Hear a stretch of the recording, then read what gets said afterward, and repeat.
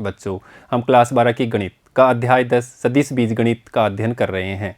पिछले सेशन में हमने दो सदिशों का अदिश गुणनफल प्राप्त करना सीखा है। आज इस सेशन में हम दो सदिशों का अदिश गुणनफल प्रश्नावली 10.3 के उदाहरण संख्या 15 से लेकर के उदाहरण संख्या 17 तक के उदाहरणों को हल करना सीखते हैं। तो आइए देखते हैं उदाहरण संख्या 15। देखिए बच्चों, तो इन उदाहरणों को हमें दो सदिशों के अदिश गुणनफल अर्थात a डॉट b अर्थात a का मापांक b का मापांक कोस थीटा इस वाले फॉर्मूले से हमें इनको हल करना है। तो देखिएगा, a वेक्टर दे रखा है हमारे पास में,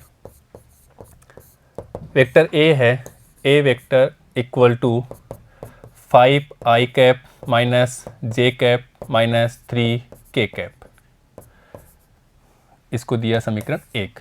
ऐसे ही b वेक्टर दिया है, vector b equal to i cap plus 3j cap minus 5k cap, और हमें दर्शाना है कि a प्लस बी और a माइनस बी एक दूसरे के लंबवत है, अर्थात a डॉट b अगर इनका a plus B dot a minus B का मान 0 के बराबर आ जाए तो हमें कह देंगे कि ये क्या है, a प्लस बी और a माइनस बी दो सदिश हैं, एक दूसरे के लंबवत हैं। देखिएगा, तो पहले तो हमें क्या करना है, इन सदिशों का योग निकालना, अर्थात a वेक्टर b वेक्टर का योग निकालना। तो देखिए, a वेक्टर b वेक्टर का योग हमारे पास प्राप्त हो जाएगा 6i cap plus 2j cap minus 8k cap. ऐसे ही देखो बच्चों, a vector minus b vector, दो वेक्टर को हम घटा लेते हैं, तो यहाँ से a vector minus b vector अर्थात 4i कैप, ये माइनस ये अर्थात माइनस 4j कैप, ये माइनस ये अर्थात 2k कैप, ये और ये माइनस प्लस का हो जाएगा तो 2k कैप, ये समीकरण 4। और हमें ये बताना है कि a vector plus b vector dot a vector minus b vector इसका मान 0 आ जाए तो हम कह देंगे कि ये दो वेक्टर हैं, एक दूसरे के परपेंडिकुलर हैं, लंबवत हैं। तो देखिएगा, अब हमें क्या करना है, इनका डॉट प्रोडक्ट करना है, अर्थात देखिएगा 6i cap plus 2j cap minus 8k cap dot 4i cap minus 4j cap plus 2k cap, और इनका हमें डॉट प्रोडक्ट करना है, अर्थात हम जानते हैं, देखिएगा ये कर चुके हैं, a1 b1 अर्थात 6 डॉट 4 i डॉट i1 होगा और i डॉट j और i डॉट k 0 हो जाएगा, उसको लिखेंगे नहीं, प्लस यहाँ पे देखो बच्चों j डॉट j की बात करेंगे अर्थात a2 b2, तो यहाँ पे देखो बच्चों a2 2 और b2 का मान -4, ऐसे ही प्लस a3 b3 और a3 हमारे पास में -8 और b3 है हमारे पास में 2। अब देखिएगा बच्चों, ये किसके बराबर है, a vector plus b vector dot a vector minus b vector के, अर्थात यहाँ से देखो बच्चों 24 माइनस 8 माइनस 16, तो देखिएगा ये किसके बराबर हो गया, 24 माइनस 24 अर्थात ये 0 के बराबर हो गया। ये किसके बराबर चल रहा था, a vector plus b vector dot a vector minus b vector, और ये a डॉट b किसके बराबर हो, 0 के बराबर हो, अर्थात हम कह सकते हैं कि a vector dot b vector equal to 0 हो, अर्थात a वेक्टर और b वेक्टर एक दूसरे के लंबवत होते हैं, ये हम पढ़ चुके हैं, ये हम जानते हैं। इसकी सहायता से हम कह सकते हैं,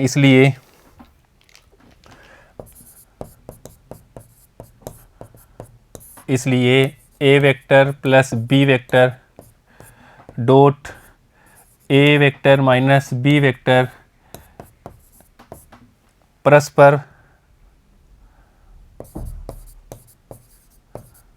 परस्पर लंबवत है,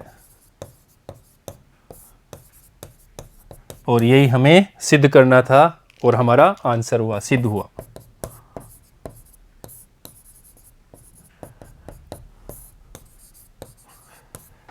ठीक है बच्चों, नेक्स्ट देखते हैं, देखिएगा उदाहरण संख्या 16।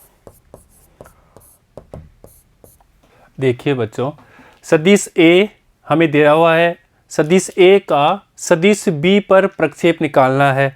अर्थात यूँ समझिए इसको, ये हमारा सदिश ए का सदिश बी पर प्रक्षेप, ये सदिश है बी और ये सदिश है ए। तो इस ए सदिश का बी पर प्रक्षेप निकालना है, ये थीटा है, ये 90 डिग्री हो गया। और बच्चों ए सदिश का बी पर प्रक्षेप अर्थात हमें ये दूरी निकालनी है, ठीक है। तो उसको हम जानते हैं, ए सदिश का बी पर प्रक्षेप वेक्टर ए का वेक्टर बी पर प्रक्षेप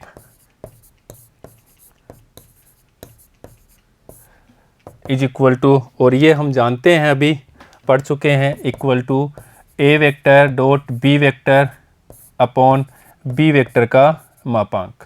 ये होगा ए का बी पर प्रक्षेप। अब देखिए बच्चों, इसको देते हैं हम समीकरण 1। अब यहाँ पे देखो, ए वेक्टर दिया हुआ है और बी वेक्टर दिया हुआ है, तो पहले हमें ए डॉट बी निकालना है और फिर बी वेक्टर का मापांक निकालना है। तो पहले अपन ए डॉट बी निकाल लेते हैं। देखिए बच्चों, a vector dot B vector equal to, यहाँ पे देखिए ए वेक्टर हमें 2i 3j और 2k, 2i cap plus 3j cap plus 2k cap, 2k cap dot B vector देखते हैं, और बी वेक्टर हमें दे रखा है i cap 2j cap k cap, i cap plus 2j cap plus k cap.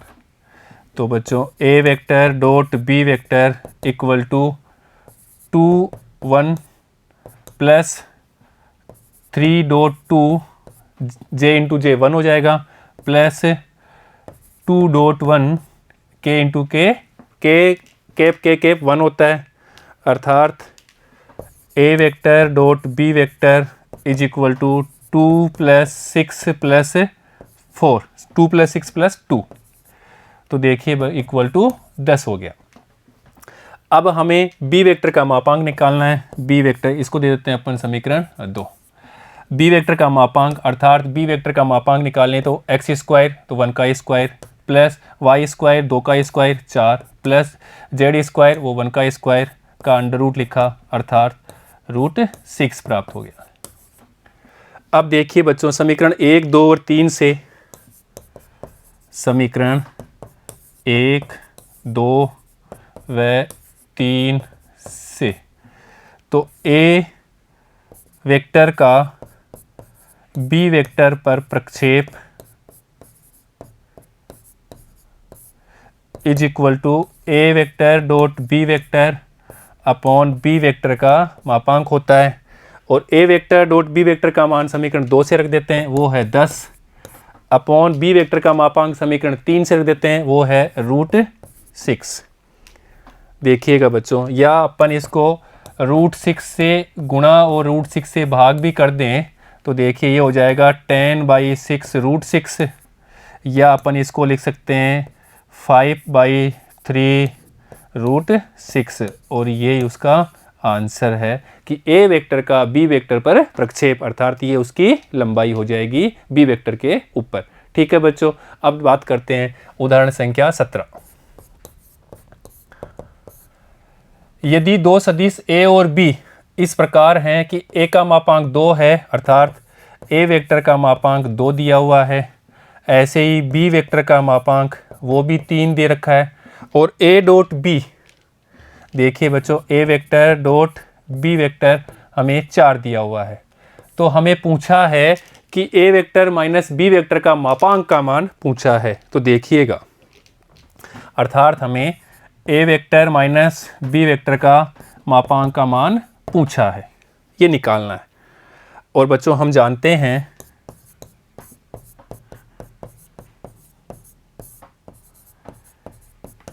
कि a vector dot A vector हो, उसको हम ए वेक्टर के मापांक से लिख सकते हैं, अर्थात सदिश को इस रूप में लिख सकते हैं, या अपन इसको लिखें कि ए वेक्टर का मापांक का square equal to A vector dot A vector.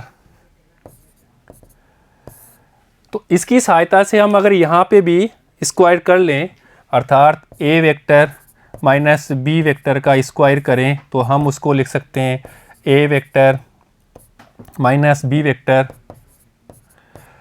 यहाँ से डॉट ए वेक्टर माइनस बी वेक्टर लिख सकते हैं। यहाँ इसकी सहायता से इसको लिख सकते हैं। अब देखिएगा, इसको तो ऐसे रख लेते हैं, ए वेक्टर माइनस बी वेक्टर का मापांक का स्क्वायर इज इक्वल टू, और यहाँ पे मल्टीप्लाई कर लेते हैं, तो ए वेक्टर डॉट ए वेक्टर, इसको किया हमने तो minus a vector dot B vector, इसको किया तो माइनस बी वेक्टर डॉट ए वेक्टर, और ये minus minus plus b vector dot B vector.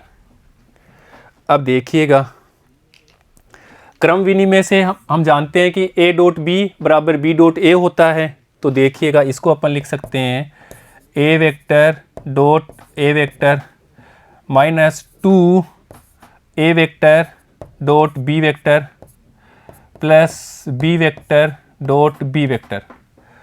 अब देखिएगा, अभी हम बात कर चुके हैं कि a vector dot A vector को मापांक ए के स्क्वायर के बराबर लिख सकते हैं, तो यहाँ पे भी हम लिख सकते हैं ऐसे ही।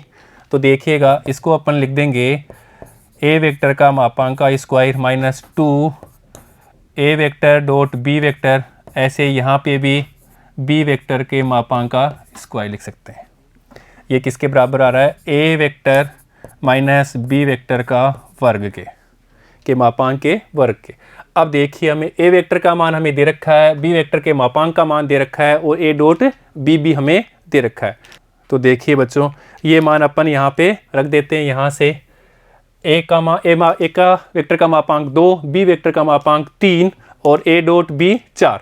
तो देखिएगा, यहाँ पे रख देते हैं, इसलिए ए वेक्टर का मापांक 2 का स्क्वायर हो गया ये, माइनस 2 ए डॉट बी हमारे पास में है 4, प्लस बी वेक्टर के मापांक वो दे रखा है हमारे पास में 3, तो ये हो जाएगा 3 का स्क्वायर। तो देखिए 4 माइनस 8 प्लस 9, तो अपन इसको लिख सकते हैं इज इक्वल टू 5, और ये किसके बराबर आ रहा है? A vector minus B vector के मापांक का स्क्वायर। हमें तो निकालना है a vector minus B vector, अर्थात ए vector minus B vector equal to, दोनों तरफ हमने क्या कर लिया? वर्गमूल ले लिया, अर्थात ये हो जाएगा √5 के बराबर, और यही हमारा आंसर है बच्चों। नोट करिएगा। तो बच्चों, आज हमने इस सेशन में प्रश्नावली 10.3 के उदाहरण संख्या 15 से लेकर के उदाहरण संख्या 17 तक के उदाहरणों को हल करना सीखा है बच्चों। नेक्स्ट सेशन में हम प्रश्नावली 10.3 के आगे के उदाहरणों को हल करना सीखेंगे। ठीक है बच्चों, धन्यवाद।